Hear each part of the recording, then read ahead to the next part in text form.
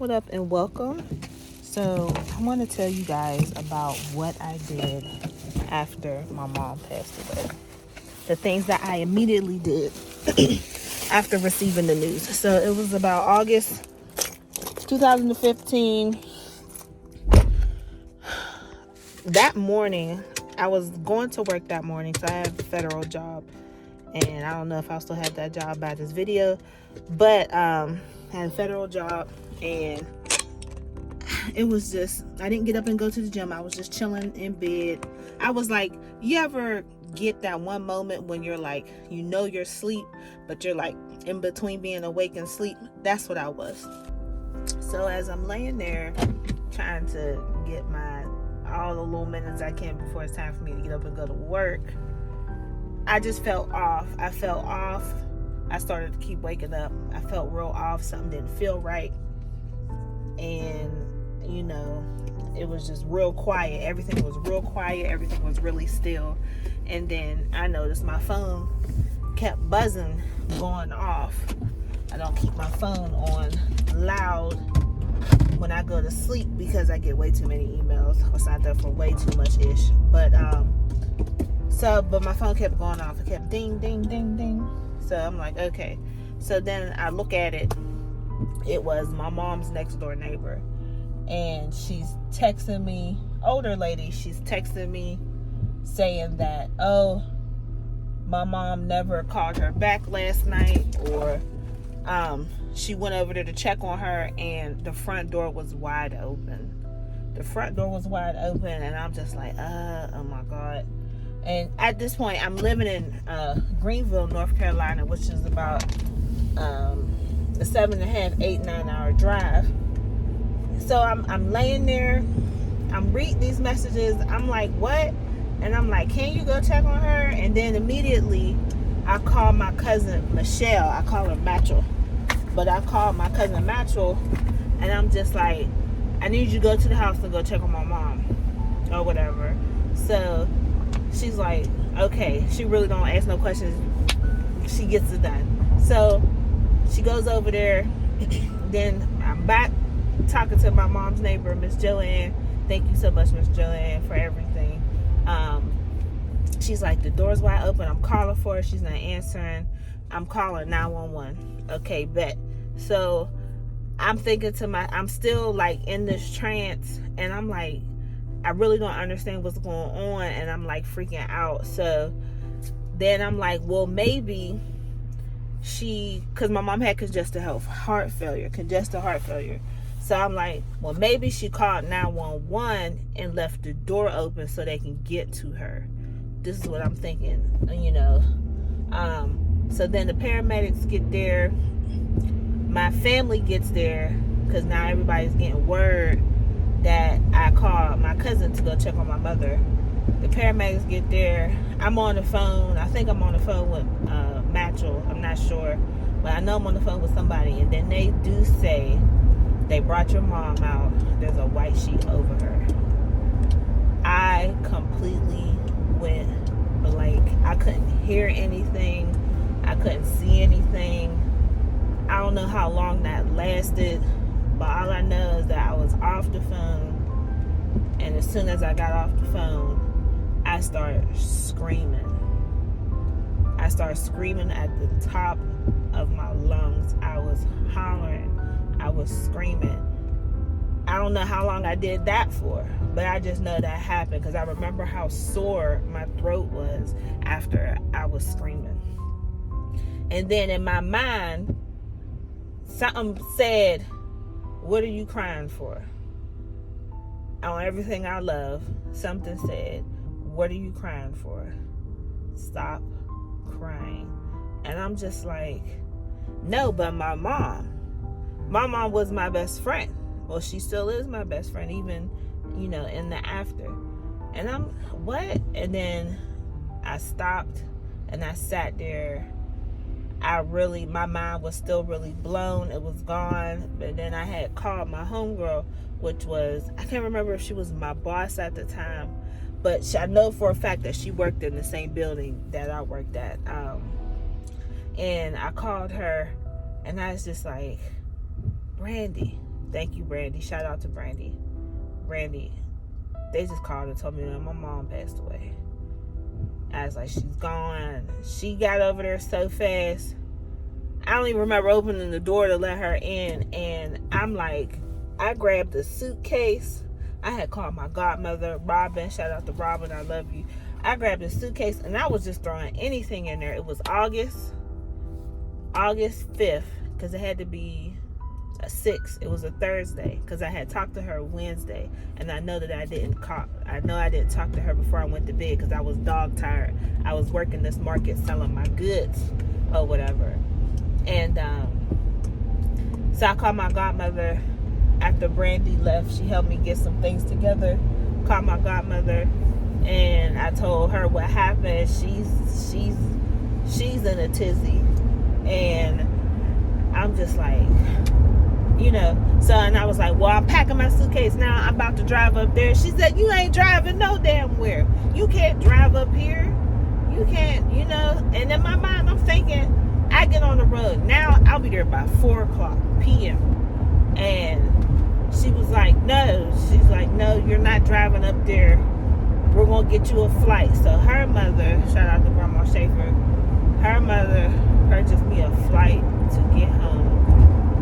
And everything is still a blur. I think I've grabbed some stuff, put it in a bag, didn't care how I looked, and I flew to Pittsburgh. From Raleigh Airport. I met this lady on the airplane, and I'm so mad that her name is escaping me right now. Shout out to her. Me and her became friends. She was flying to Pittsburgh for something. I think she was actually moving back to Pittsburgh from Virginia. And I met her, and me and her got to talking, and I'm so mad I'm forgetting her name right now. But so I get home. I don't even remember how I got home. Somebody picked me up. I got home, or I caught the Uber or something. I got home. I had the keys to the house. I walked in the house, and it was still. It was quiet. There was some blood on the railing. A little bit of blood on the floor. So what happened was, my mother had a heart attack that instantly took her out. For those who didn't watch my previous video, she had a heart attack that instantly took her out. And she fell. She hit her nose, and I guess her nose started bleeding. It was an instant situation. So I get there. I let a couple people know that I'm there, and a couple people came to see me. And so it was becoming Saturday. Yep, it was the 6th. So it was becoming Saturday. Saturday morning, she had got a part-time job at Trader Joe's. And when I used to live there, when I used to come over, when I lived in Pittsburgh and I came over to harass her, sometimes I stayed the night or whatever the case may be. Or when I have to come home to go to drill, I would sleep on her couch or whatever. But I know Saturdays, when I did come up and hang out, she would be walking down steps. I would hear her walking down the steps on her way to work or whatever. And I always remember her walking down the steps on Saturday. And on that Saturday morning, when she didn't walk down the steps, for the obvious, I just fell apart. I was so sad because it was like, it didn't hit yet. It didn't hit that she wasn't there, because I never got a chance to see her body yet. Nothing. So in my mind, she was still upstairs, because it wasn't processing that she was not here. So yeah, it was crazy. So a couple friends came and hang out, and then everybody was like, well, is she gonna have a funeral? What is she going to, I felt rushed. It was wild. I probably wasn't being rushed, but the fact that people wanted to know what was going on, how I planned to memorialize her, and they wanted to be a part of that. And I can understand that. But my mother, she had already told me that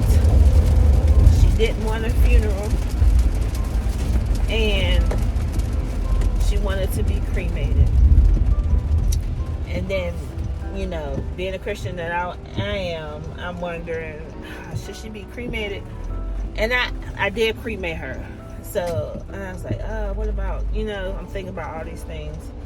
And then I was talking to somebody that I know that is in the Word, and she said that cremation is fine or whatever. But I was going to honor her wishes anyway, because that's what my mommy wanted.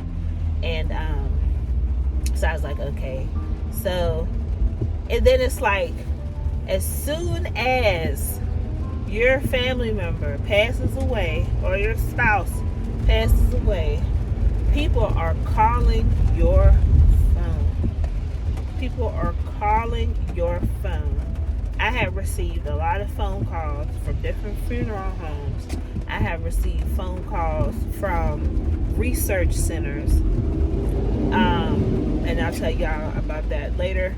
And it's a little overwhelming. And fun fact, I'm the only child, and at this time I'm the only child and grandchild. I didn't have my daughter yet until 3 years later. And so just be prepared for that, because it does happen. As long as your family member has listed your name anywhere, they're going to call you. So then after that, I ended up getting in contact with the park, one of the city parks. I didn't go through everything that I was supposed to go through. Luckily, nobody had reserved the park, because I didn't know about reserving parks, child. Reserved the park. I just said, hey, this is the date, time, location.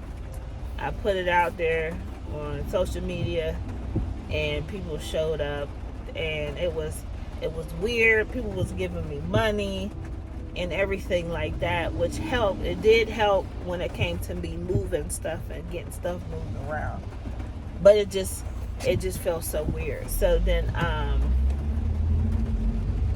we fast forward. I wanted to see her. I wanted to see my mother, and I went down to the coroner's office, I want to say, right downtown Pittsburgh in the Strip District.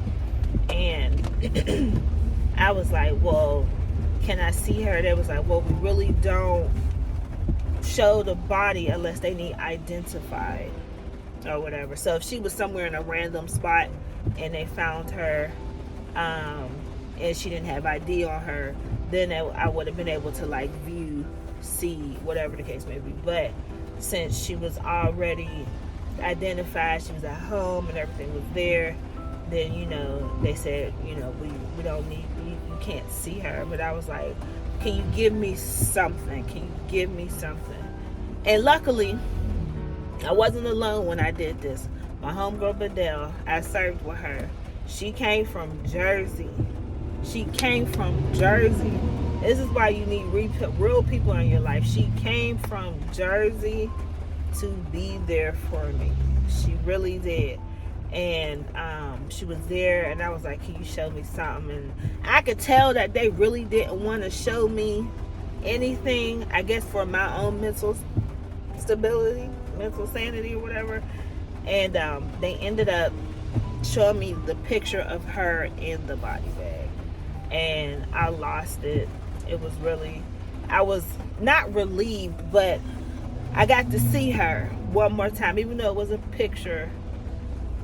And I can't even remember if it was in color, but it was a picture, and I got to see her. I was so devastated. And I just wanted to reach back there and just, you know what I'm saying? But yeah, so anyway, yeah, that was hard. But thank God for Bedell, for her being there for me, driving from Jersey, because she didn't have to do that at all, but she did. And so yeah, so after that, we had the memorial service, the memorial picnic, and I started immediately. I let her landlord know that she had passed away, and I really don't care for that landlord. My mother is, I only know my mother as my mother, but I do know that she has the ability to form relationships and camaraderie with people. Now, if you cross her once, good luck. That's all I'm saying. So, but she ain't play that mess. And I talked to her landlord. I was like, hey, my mother passed away. First of all, she lacked empathy. Trash. I wish I could remember her name so I could put her out there. She lacked empathy and then tried to say, she's like, well, your mother didn't pay rent. I said, but you didn't evict her. That has nothing, you know what I'm saying? If she wasn't paying rent, which I highly doubt that she was not paying rent, my mom wasn't on drugs, but outside of weed, all her bills stayed paid, is what I'm saying. But so when I called and I tried to, get her deposit back, so that'll help me with putting things in storage if I needed to, anything like that. That's what I was trying to work on. In hindsight, instead of driving all that stuff to North Carolina, I should have put it in storage in Pittsburgh, Pennsylvania. That's what I should have did in hindsight, because I had to go back to North Carolina for some reason. I guess I just wanted all her stuff close to me in the vicinity. But yeah, so Carter landlord, I'll tell you the house that she was staying in. The house that my mother was staying in was 835 Woodworth Street. Trashy landlord. And she didn't come to the memorial service. She didn't even come to the house while I was there. She didn't even come to the house while I was there to say, well, I'm coming to get the keys or anything like that. This lady avoided me like the plague. And I didn't even do anything to her. I'm just trying to process and grieve, take care of my mother. So that happened. And so my friends and my family, they came to the house. They helped me clean up. Now my mother, she was bigger than me. So I couldn't fit none of her clothes, unfortunately, because she had some sharp stuff, child. And I couldn't fit her shoes. But my cousins and them did. So I let them come and just take. I let them come and take. And then I wasn't thinking about her friends. Not that they were irrelevant, but it's just I'm on one track. So with that being said, one of her best friends, Miss Pina, her childhood friends, that's not her real name, but I grew up calling her Miss Pina. I don't know why. But so she busted in through, I guess she had been trying to call my mother. She busted in through the door when we was in there, and she's like, where's E? Where's E? Esther, where's E? I've been calling. And she know I don't live there, so when I happened to be coming down the steps when she busted through the door, and I froze, because I'm like, oh my God. One, I feel bad that she didn't know that one of her best friends had passed away, and I didn't let her know. But two, I felt horrible because that's how she had to find out. So Miss Pina, please forgive me. I know you do, but I know I just feel bad for for you having to find out like that. I feel extremely bad. So after that happened, we ended up cleaning out the house. I ended up selling her appliances and stuff like that. I couldn't take none of that with me because, well, I guess I could have, but like I said, I'm only child. I'm single, and everybody's just doing their best to support me. You know what I mean? If I had a boyfriend, or if I was married and with somebody, that would be like, well, look at this. You might want to take this. We ain't got no washer and dryer. You know what I'm saying? So, or we need a washer and dryer. We could use a washer and dryer. Her couch was fairly new. We could take that. You know what I mean? I didn't have nobody to really, you know what I mean? I sold everything. So, I sold what I could, got rid of what I could, and then I used the money to get a U-Haul. Oh, another thing that my mother told me was if something ever happened to her, go in her bank account and take out everything. she meant that. Go in her bank account and take out everything. And I did. And her boss had told me, because I was there when during her pay period, her next pay period, her boss told me, we got paid. I don't know what the arrangements are that you and your mom had. She's like, but we got paid. And we all get direct deposit. That's the norm. So I was like, say less. So I went and I took it out and I just put it in my bank account. I didn't want to spend it because it's still not processing, saying, you know, she's not here. Of course she would want me to have this money and do what I need to do with it. It wasn't processing. It sat in the bank. And that's not the only money that she had gave me. Well, that I had got from her after her death. And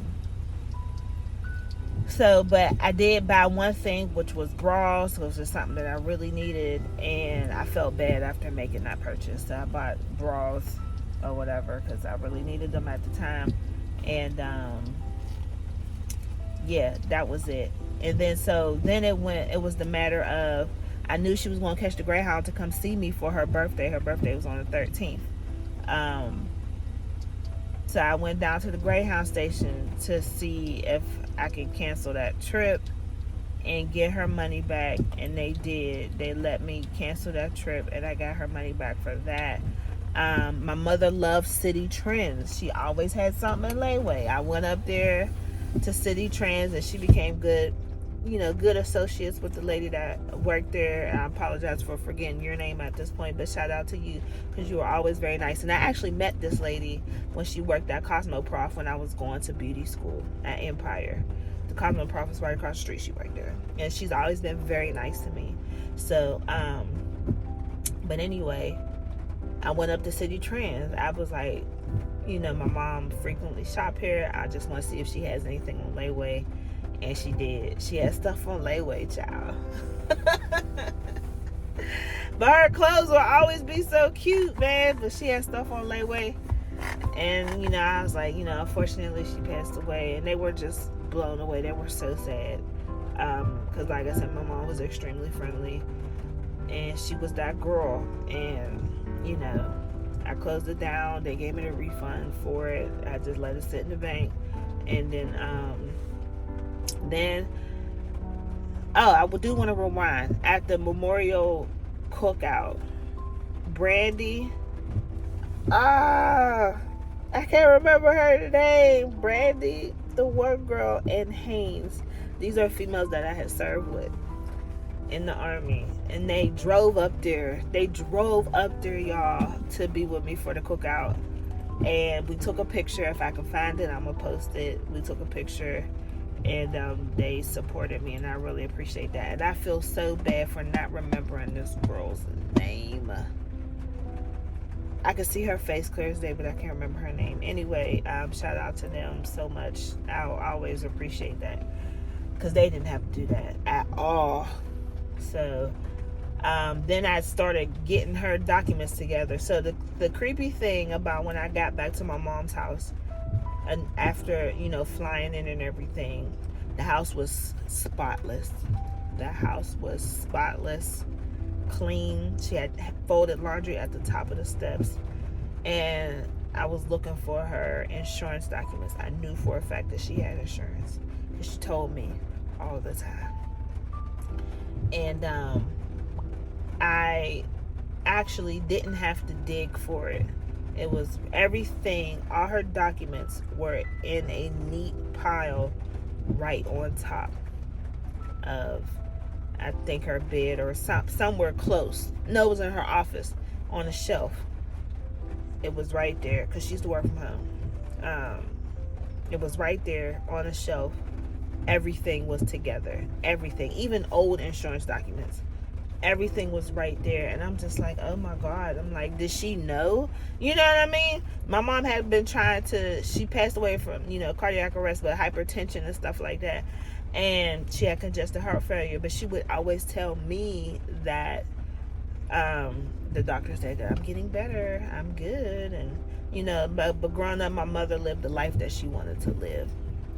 you know, and that's why that drinking stuff. She wasn't no alcoholic. She didn't drink excessively. She didn't have like sclerosis of the liver or anything.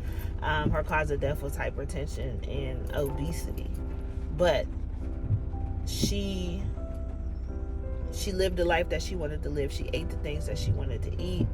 Minimal exercise. I remember at one point she was going to the gym and she had hurt herself and broke her big toe. But and then when I started teaching Zumba, she was doing Zumba with me, whatever. So she would try, and then she would do diets, lose weight. But I feel like it just caught up with her, because she ended up getting high blood pressure, I think in her 30s.